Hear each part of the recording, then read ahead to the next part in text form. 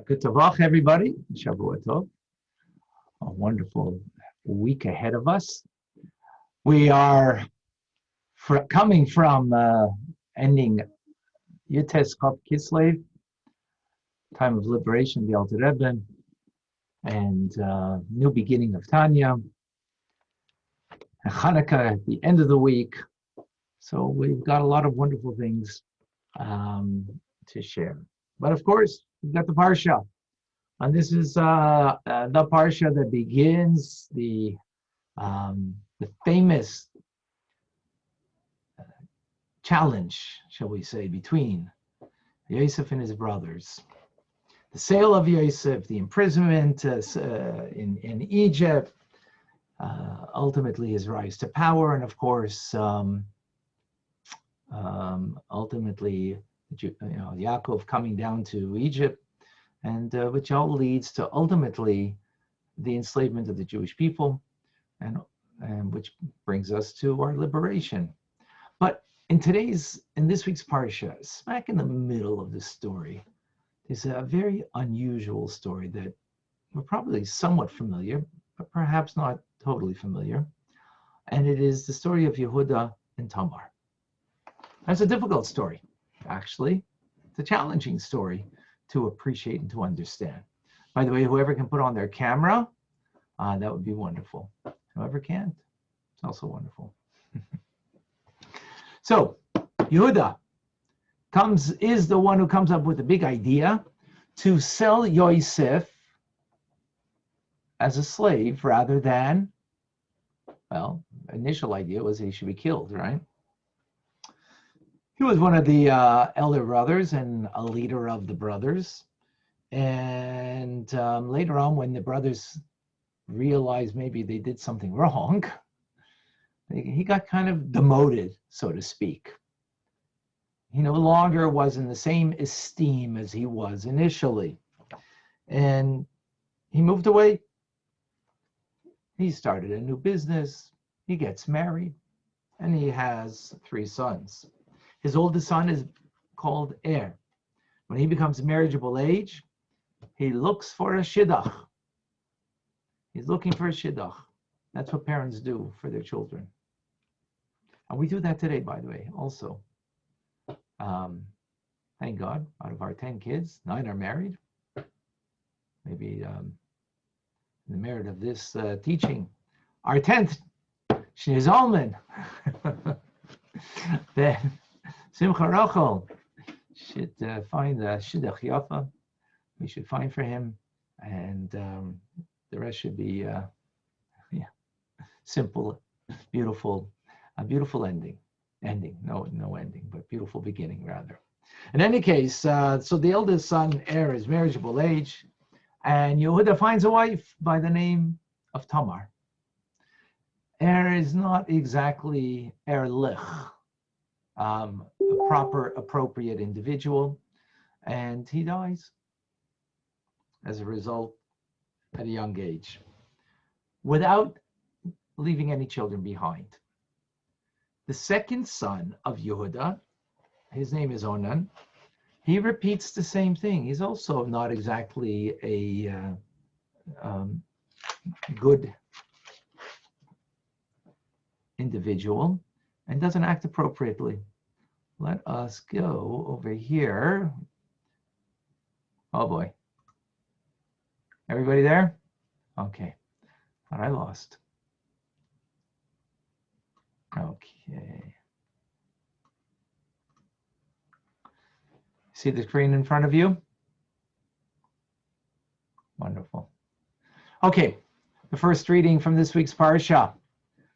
And Yehudah took a wife for Er, his firstborn, named Tamar. Now Er, Yehudah's firstborn, was evil in the eyes of God, and God put him to death. So Yehudah said to Onan, "Come to your brother's wife and perform the rite of the Levirate, and raise up the progeny for your brother." Now Onan knew that the progeny would not be his, and it came about when he came to his brother's wife. He wasted on the ground in order not to give seed to his brother. Now, what he did was evil in the eyes of God, and he put him to death also. Right. So Tamar's marriage to Onan took place in accordance to the laws of the what's called in English laws of the Levirate marriage. In Hebrew, it's called Yivum. Torah mandates that if a man marries and leaves no children behind, then his brothers have an obligation to marry the widow and establishing a name for the departed brother. This is in the book of Devarim, in text number 2. You have it here in front of you. If brothers reside together and one of them dies having no son, the dead man's wife shall not marry an outsider. Rather, her husband's brothers shall be intimate with her, making her a wife for himself, thus performing the obligation of the husband's brother with her. And it will be that the eldest brother who performs the Levirate marriage, if she can bear, will succeed in the name of the deceased brother, so that the deceased brother's name shall not be obliterated from Israel. So what do we have here? Torah law, that the deceased brother must wed the widow. She, in turn, is forbidden to marry anyone else. Now, that's the mitzvah that's to be performed, but if for whatever reason either party does not want to perform the Levirate marriage, then there is another mitzvah that has to be fulfilled, and that's called chalitza. Chalitza is absolving, the brother of marrying the widow, and there's a whole ceremony that goes together with that. Today, in Ashkenazi communities, we do not do Yivum, the Levirate marriage. All we do is the Chalitza. This is a very uncommon thing.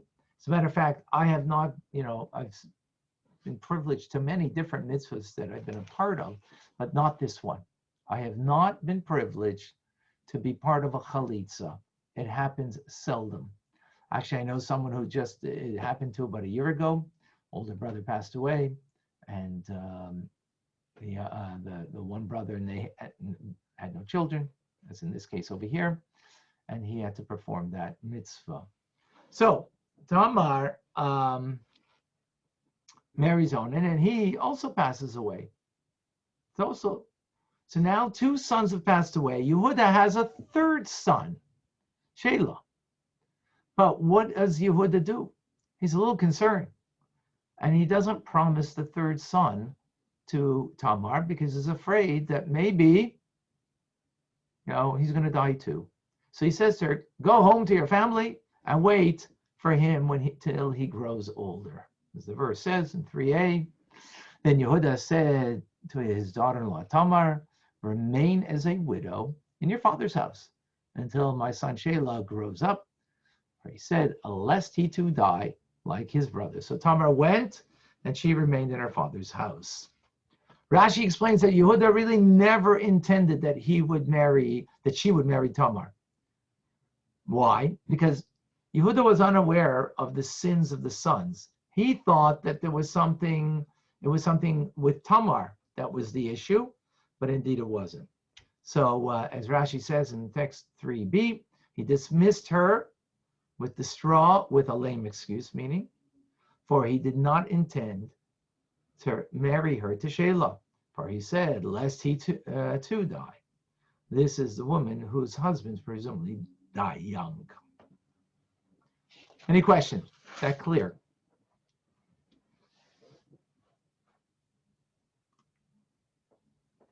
We're good? Wonderful. Okay. So Tamar goes home. She's waiting several months, and nothing is happening. In the meantime, Yehudah's wife passes away. Welcome, Leslie.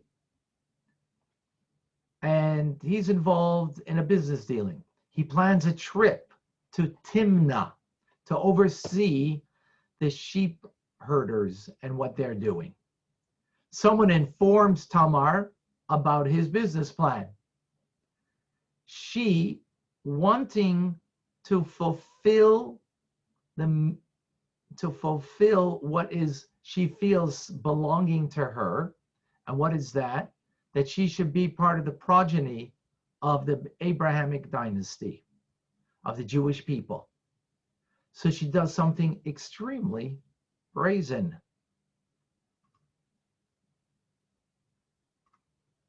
Oops. What is that? Perhaps we know the story already. Many days passed, and Shua's daughter, Yehudah's wife, died. And Yehudah was consoled, and he went up to watch over his sheep shearers, he and Chira, his Adullamite friend, to Timnah. And it was told to Tamar, saying, behold, your father-in-law is going up to Timnah to shear his sheep. So she took off her widow's garb, covered her head with a veil, covered her face, and she sat down at the crossroads that were on the way to Timnah. For she saw that Shelah had grown up, but as for her, she was not given to him for a wife. So when Yehudah saw her, he thought she was a harlot, because she covered her face. So he turned aside toward her to the road, and he said, get ready now, I will come to you. For he did not know that she was his daughter-in-law. And she said, what will you give me that you should come to me? And he said, I will send a kid from the herd. And she said, only if you give me a pledge until you send it. So he said, what is the pledge that I should give you? And she said, your signet, your cloak, and your staff that is in your hand. So he gave them to her, and he came to her, and she conceived his likeness. Then she arose and went, and she took off her veil, and she donned her widow's garb. So they part ways, but the drama is only beginning. Yehudah sends a goat to Timnah, but the mysterious woman who was there on the crossroads disappeared. So not willing to create a scandal, Yehudah drops the whole matter, giving up the signet, the cloak, and the staff that he left in her care. 3 months later, he receives a message. Your daughter-in-law Tamar is pregnant. Now, at the time, the law of the land, this is not the law of the Torah, because before the Torah was given, these particular laws from Torah perspective did not exist. The laws of proper relationships, of someone, it existed only from a married person. She wasn't a married person. He wasn't a married person. So the law in Torah did not exist at the time, because that only came at Mount Sinai. But the law of that particular region was that if a person acted in such a way, like a harlot, they were sentenced to death. And so he claimed that that's the sentence that should be bestowed upon her. Of course, he was unaware of his role in what was going on over here. But the time of execution comes, and Yehudah is presented with his personal items. Tamar is pregnant by the owner of these items, he is told. And Yehudah immediately understands what happened, admits his mistake, and Tamar is saved. Text number 5b. And Yehudah sent the kid by the hand to the Adullamite friend to take the pledge from the woman's hand, but he did not find her. So he asked the people of the place, saying, where is the harlot who was in the crossroads on the way? And they said, no harlot was here. So he returned to Yehudah, and he said, I have not found her. And the people of the place also said, no harlot was there. So Yehudah said, let her take them for herself, lest we become a laughingstock. Behold, I sent this kid, but you did not find her. Now it came after nearly 3 months. It was told to Yehudah, saying that your daughter-in-law Tamar has played the harlot, and behold, she is pregnant from harlotry. So Yehudah said, bring her out and let her be burned. She was taken out. She sent word to her father-in-law, saying, from the man to whom these belong, I am pregnant. And she said, please recognize those whose signet ring, cloak, and staff are these. And Yehudah recognized them. And he said, she is right. It is from me, because I did not give her to my son, Shelah. But he no longer continued to be intimate with her. So Yehudah comes forward. Tamar didn't act immorally. But she, as I mentioned, she was determined to bear a child because this was something that was coming to her rightfully by law. And since it wasn't coming through the traditional way that it should come, she took a non-traditional route. She's saved from execution. She merits to give birth and be part of the progeny of the Jewish people, of the Abrahamic family. She has twins called Zerach and Peretz, who both grow up to be righteous men. And not only that, but Peretz is the progenitor of King David and the dynasty of the house of King David, who will ultimately be the ultimate redeemer of the Jewish people. We're good so far.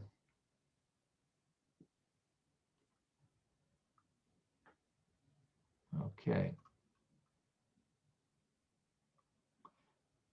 Now, there's a lot that we can discuss over here, but what we're going to do now is to focus in on the story on actually one word. And that is where this took place in the town Timnah. If you look at 5a, we pointed out that the father-in-law was going to travel to oversee the sheep shearers. Let's review. Don't see it. We see what only says is good for you.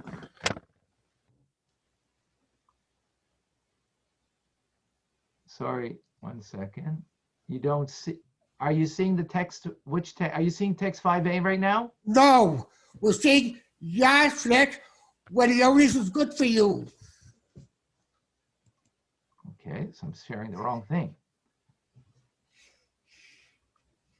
Hold on. Okay, so hold on for a minute while I'm reaching the customer service. Hold on.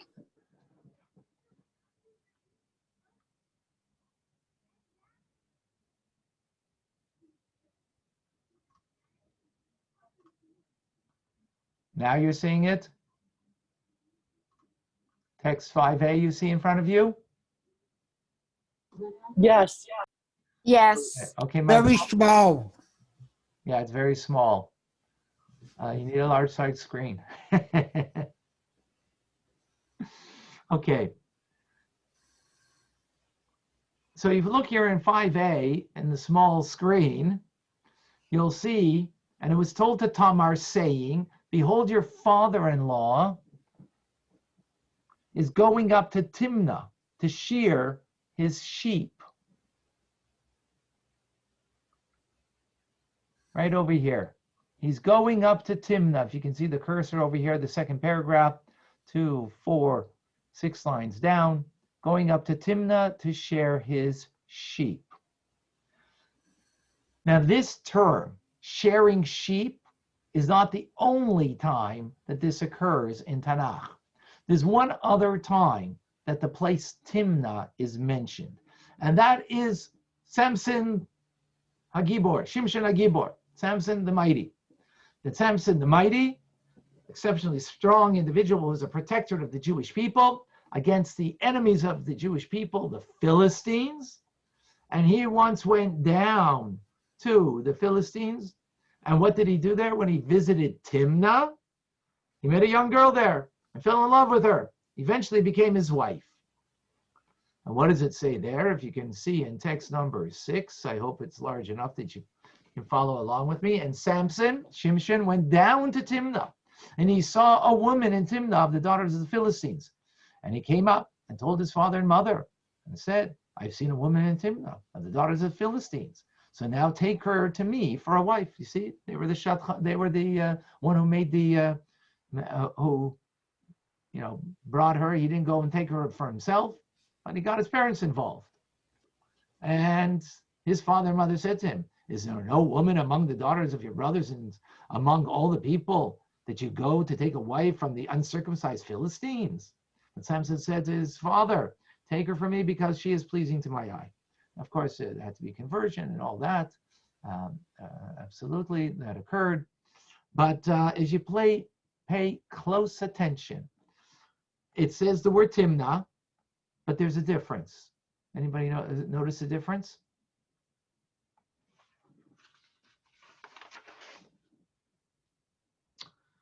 So it says, by Yehudah, it says he went up to Timnah.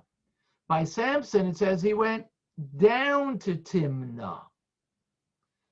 Why the distinction? Why was one going up and one going down? So the Talmud picks up on this nuance, as the Talmud does in so much of the Torah teachings, that every word is precise. And it picks up on it and says the following in text number 7. The verse states, and Samson went down to Timnah. But a different verse states, behold, your father-in-law is going up to Timnah. So which one is it? So Eliezer said the first answer is, in the case of Samson, Shimshon, who was disgraced there, the verse speaks of a descent.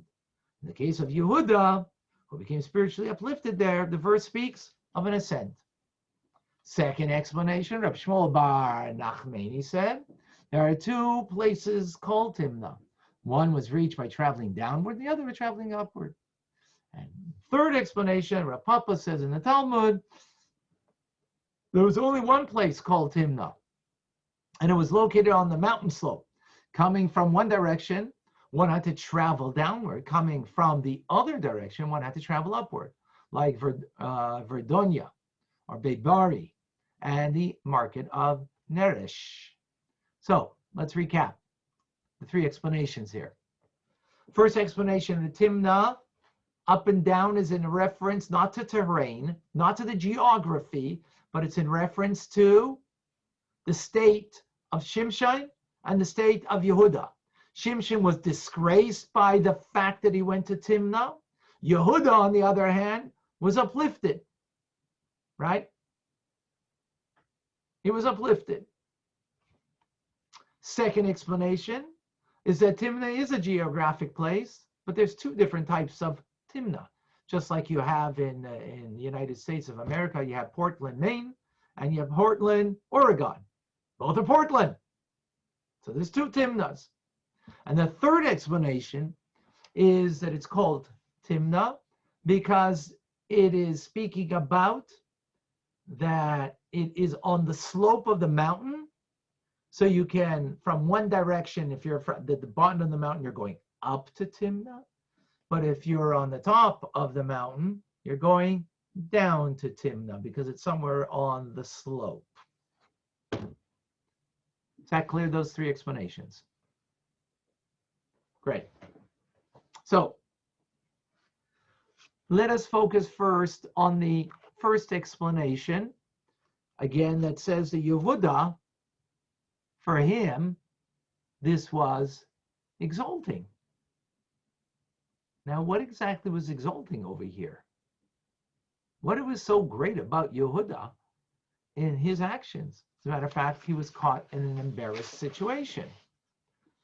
So much so that he wanted to forgo his signet ring, his cloak, and his staff.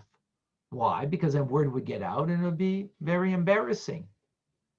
For Tamar, likewise, even though her intentions were noteworthy, and she's not guilty of a crime, as we mentioned earlier, but yet, this raises a few eyebrows. So what has been going up to Timnah? How do we understand that? What does that mean? How is it that there's an exaltedness of going upwards through this?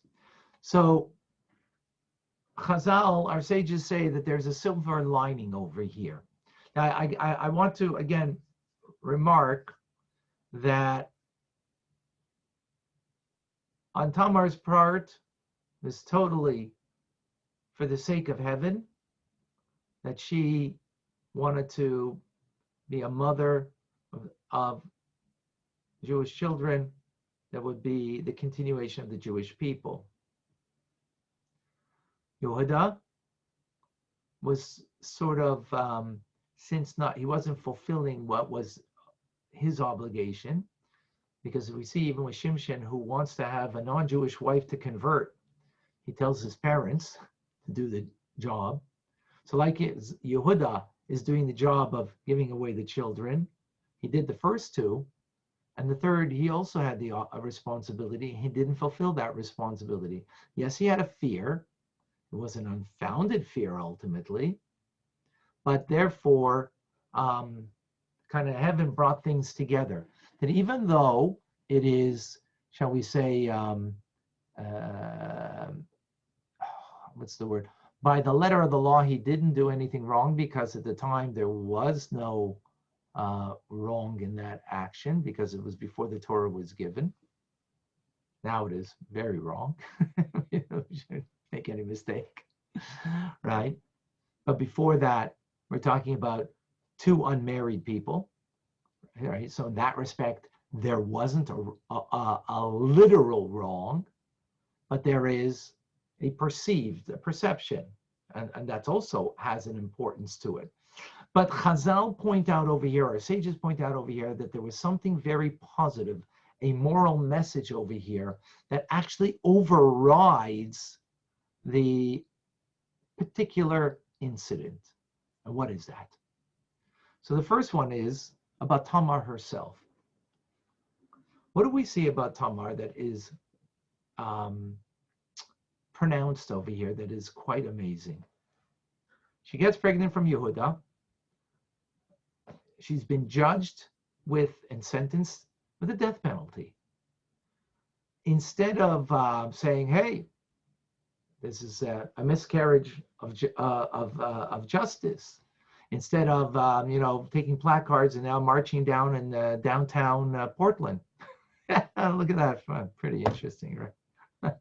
And wreaking havoc, right, of Timnah, because after all, there's a miscarriage of justice over here. What does she do?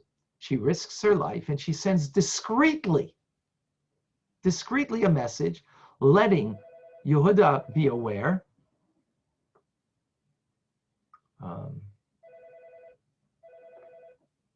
Letting Yehudah be aware. Excuse me a moment. Hello? Oh, okay. Come on. Letting Yehudah be aware that what? Whoever this belongs to is responsible for my pregnancy. She didn't name him. She didn't incriminate him. She allowed him to come forward. Now, maybe he wouldn't come forward. Maybe the shame would be too great and he would sacrifice her life for his shame. She doesn't know that for sure. But the Talmud, the sages teach us the following. Text number 8. This is a phenomenal statement over here.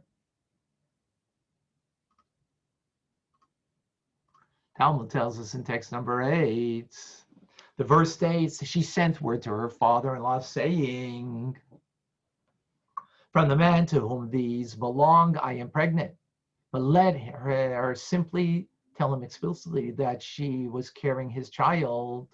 Rav Zutra bar Tuvia said in the name of Rav, and some say Rav Chana bar Bizna said in the name of Rabbi Shimon Chasida, and some say Rav Yochanan said in the name of Rav Shimon bar Yochai.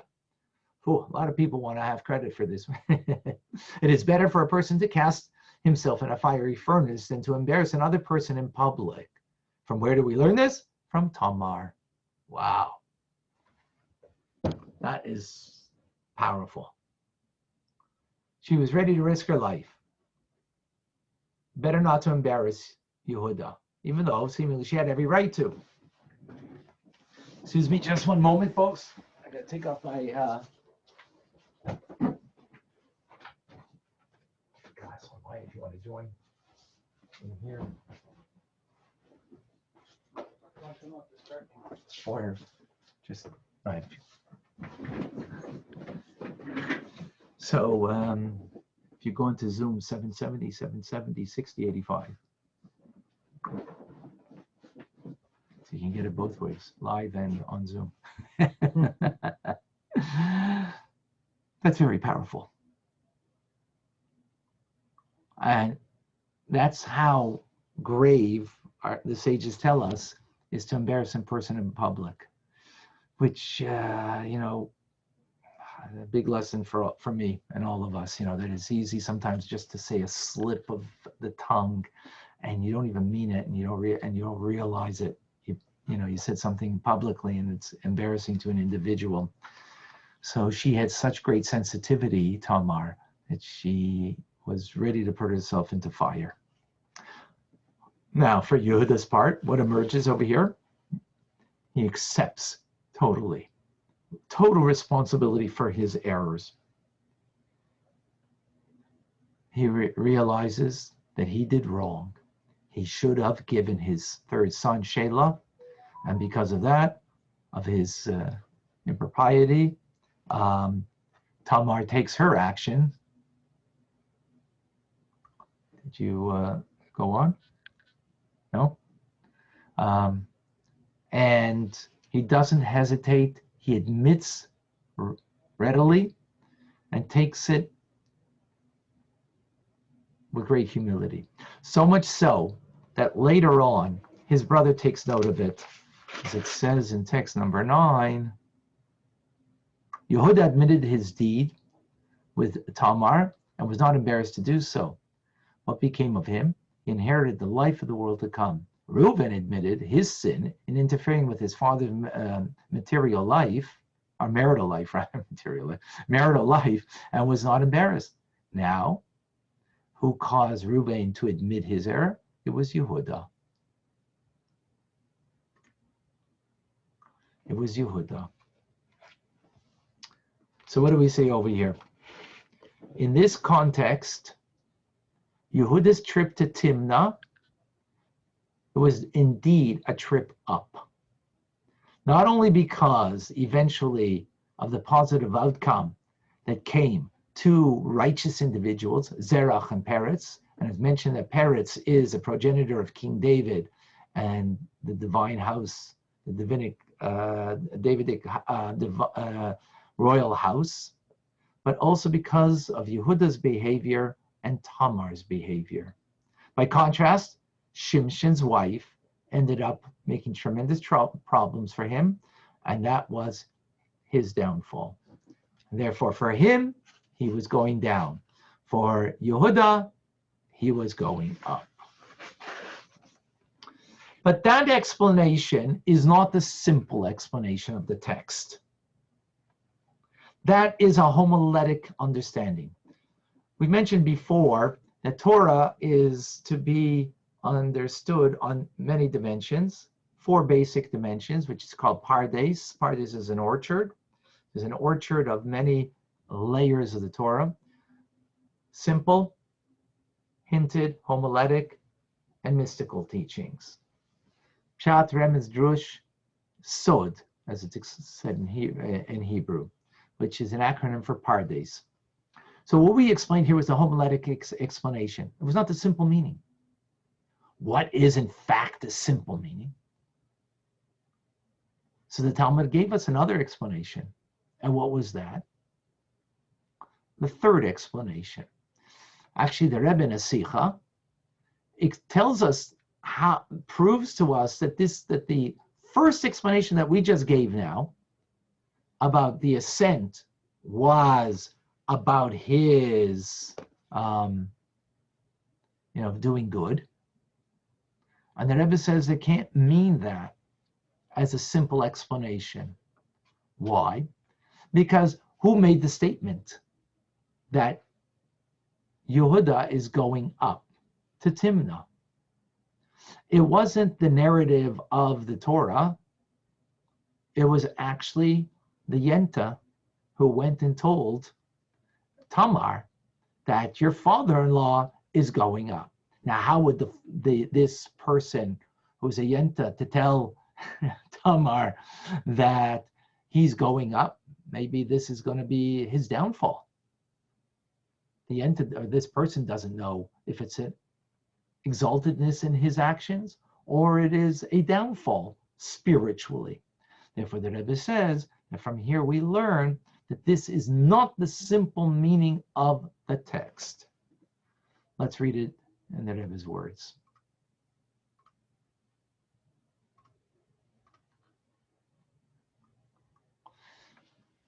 Our verse's statement, your father-in-law is going up to Timnah, is spoken in second person. In other words, these were merely the words spoken to Tamar by one of the local townspeople. Surely, when he told Tamar that Yehudah was going up to Timnah, that individual couldn't have been referring to Yehudah's future spiritual advancement, for he wouldn't have known about it. So, if so, the question of the verse remains, why does the individual state that Yehudah went up to Timnah? So to answer this, Rashi explains the simple meaning is it's going up to Timnah, text number 11. When it comes to Samson, however, the verse states, and Samson went down to Timnah. The apparent contradiction can be resolved as follows. Timnah was situated on a mountain slope, so they would go up to it and from here, and they would go down to it from there. So Rashi says the simple meaning is, tell Tamar, someone is coming, this person is coming, the local, yent of the shtat. Your father-in-law is coming. And if you want to meet your father-in-law and speak to him, because I know you have some grievances with him because he hasn't sent you the third son to marry, and you want to speak to him, well, he's coming up the mountain, because if he was coming from the other side, he'd be going down. So the person had to say precisely where he was coming in order that she would be able to meet him and be able to speak to him. Now, of course, she didn't know what her plan was. She's going to meet him incognito, right, dressed up as a harlot. But that's why it's the simple meaning as a geographic place. So that way she would know precisely what side of the mountain she needs to find herself in order that she'll be able to meet on the crossroads Yehudah. That's the simple meaning. Now,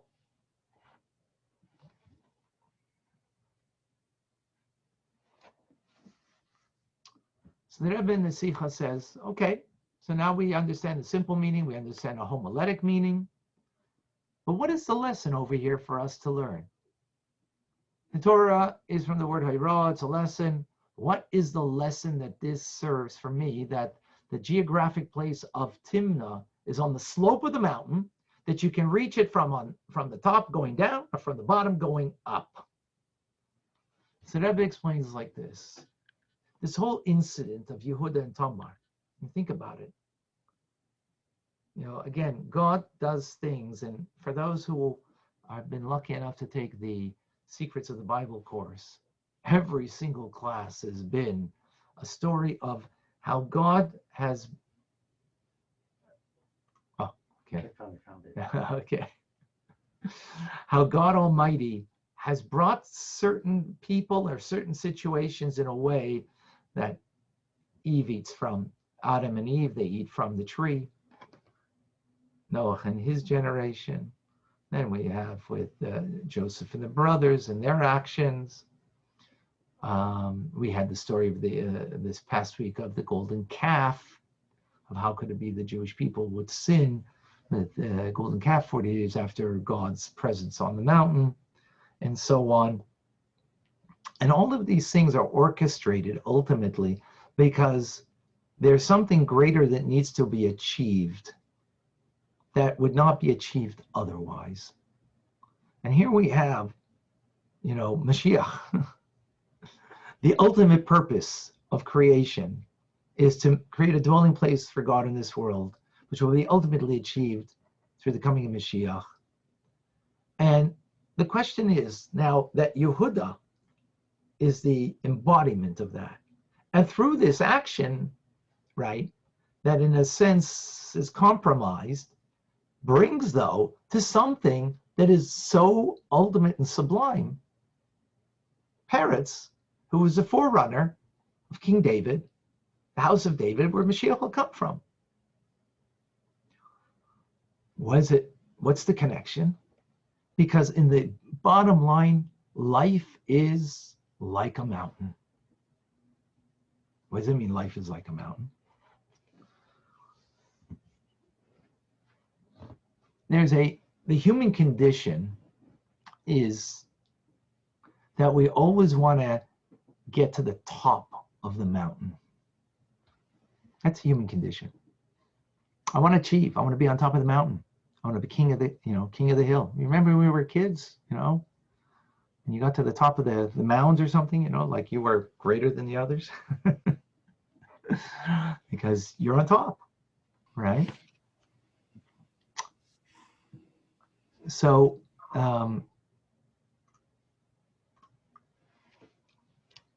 there's something, though, that this lesson here is teaching us. Was Timnah on top of the mountain? No. It was on the side of the mountain, going up the mountain, or going down. What is that telling us? It's not about achieving and reaching the top of the mountain.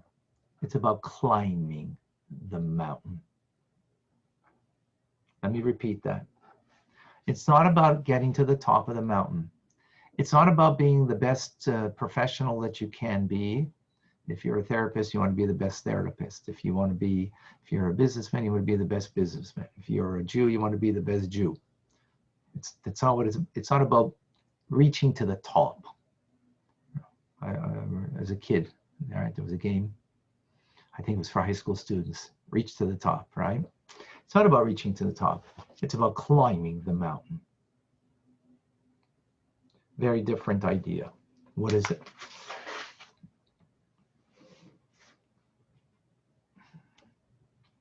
Let's see what the Rebbe says over here. 1 second, so we can share this together.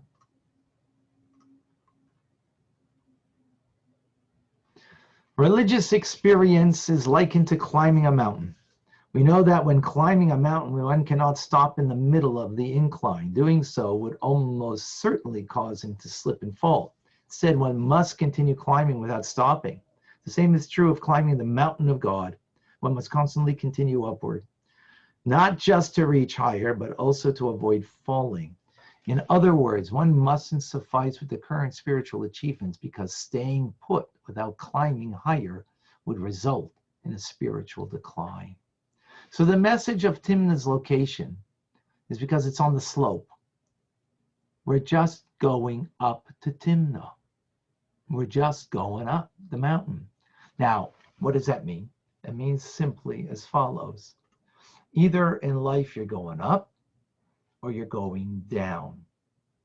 There's never a moment, really, of stagnation. That would be the concept of getting top of the mountain. You reached Eureka. Now you can relax, sit back, and, enjoy the scene. Enjoy life. And that's the human condition. The human condition, we just want to enjoy the fruits of our labor. We worked hard, and now let me have the pleasure thereof.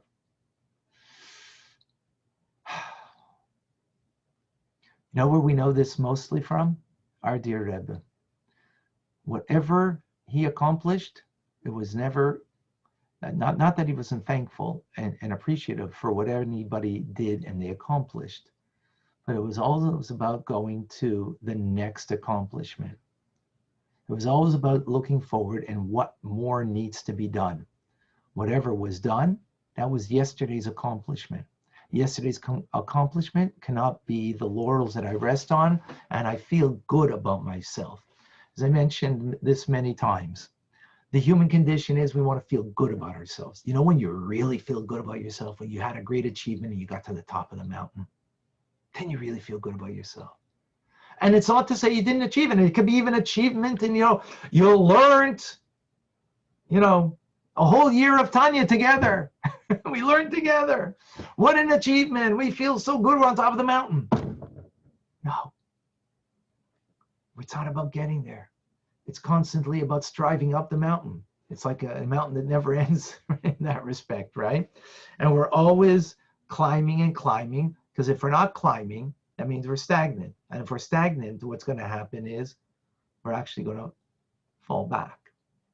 There's either going forward or you're moving backwards. And that is the idea of a treadmill. Think about the metaphor of a treadmill. A treadmill, as long as you are moving your feet, you are going. The moment you need to rest for a moment and you don't move your feet, well, you're just thrown off the treadmill, right? You ain't lasting. You're going to be thrown off the treadmill. So when we understand that that's what our lives are, and again, this is so contrary to the human nature that I have and we all have. We all want to feel some kind of, good, achievement, accomplishment. Not next to on to the next thing. Let me savor the moment. No. I mean, there's a very high level to achieve. It's really, and this is only for ourselves. We have to look that way. We should not, we can savor someone else's achievement, and we should.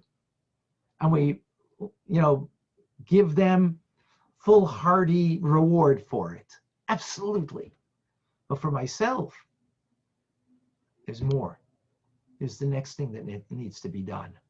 There isn't a satisfaction in that accomplishment in the sense that I'm on top of the mountain. It doesn't mean that you don't recognize you achieved.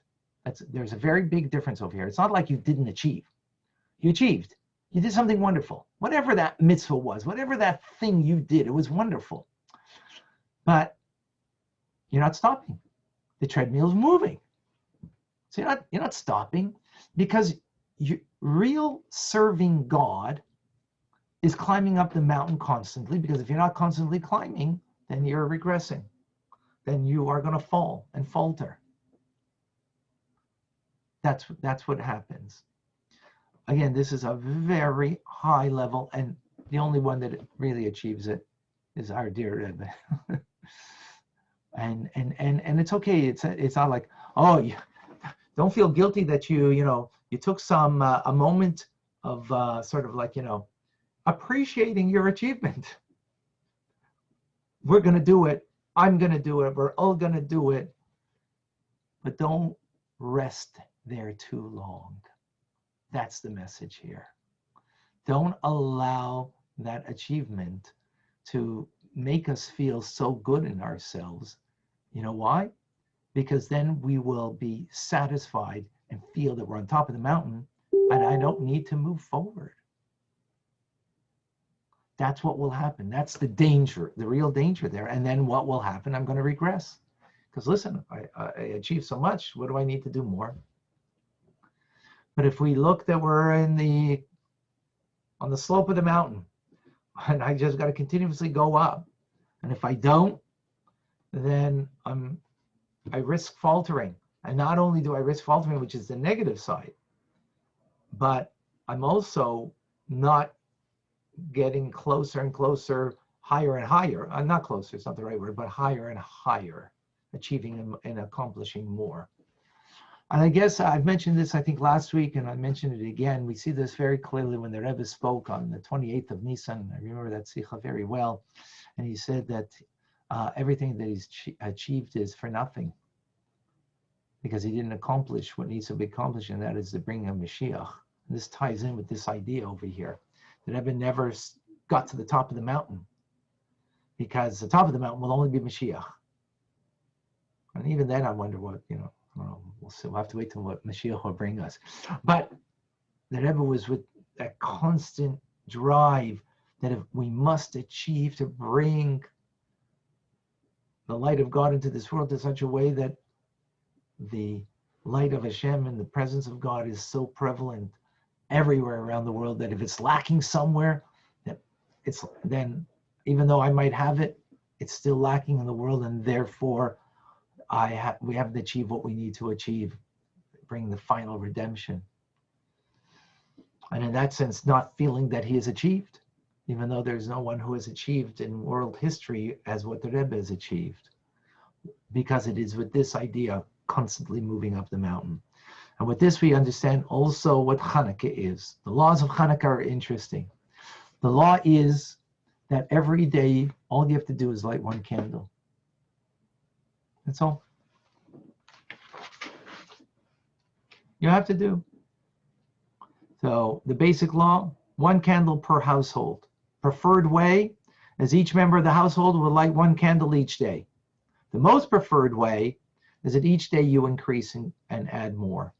Add more candles. Each day you increase and you add more. That's the preferred way. What is the way we do today? Only the preferred, the most preferred. It's called Mahadrin min HaMahadrin. The preferred of the preferred. We all do that. None of us just light one candle every day. So interesting thing. If you light one candle today, on the first night in Hanukkah, second night you light two, third night you light three, and then the fourth night you light three. On the fourth night you light only three. So what has happened halachically? You went from preferred to only preferred. So you went down. So the lights of Hanukkah teach us that every night we need to increase. One candle, one more light.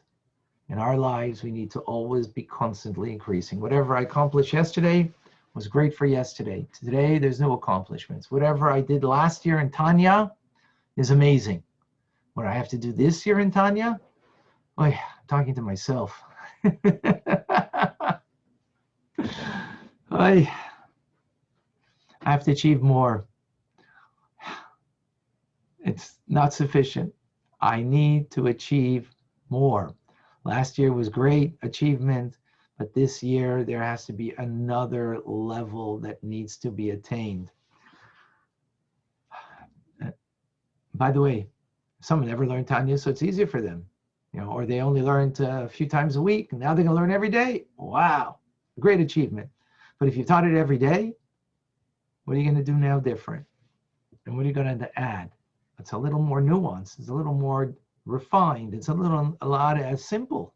It's just, okay, I'll commit every day. But that's a challenge. At the light of the menorah teaches us we have to be mahadrin min mahadrin. We have to increase and increase.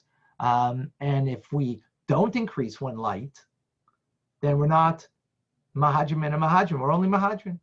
Yeah, we're great. We're wonderful. But we went down a notch in our observance, in our self-definition. And we see that the simple custom that by every Jew is to put another light every day. Back in the day, they actually couldn't afford it. Today, we can afford it, and it's not even a question. What does that mean? So the Rebbe says that is just a given attitude that we have to have today, that whatever the accomplishments were of yesterday, or the last month, or the last year, whatever it is, that was yesterday's, last year's achievement, and I'm on to bigger and better things that I need to achieve. Climbing up the mountain, lighting another candle, and that's the attitude. And what's that going to bring?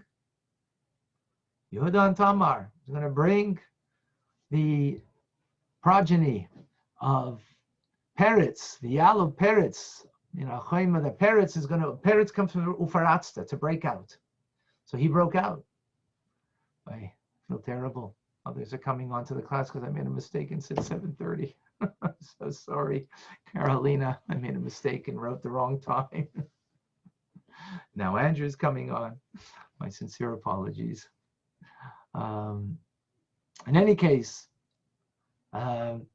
this is the growth that we're all capable, and simply stated, this is where we're at in our generation. That it's a simple thing for us all to achieve. We just have to, take the message and green it in our day-to-day living. And we are the generation that's going to bring Moshiach. You know that, folks. We are the ones. It is going to be us, no one else. So we have a great schus and a great responsibility.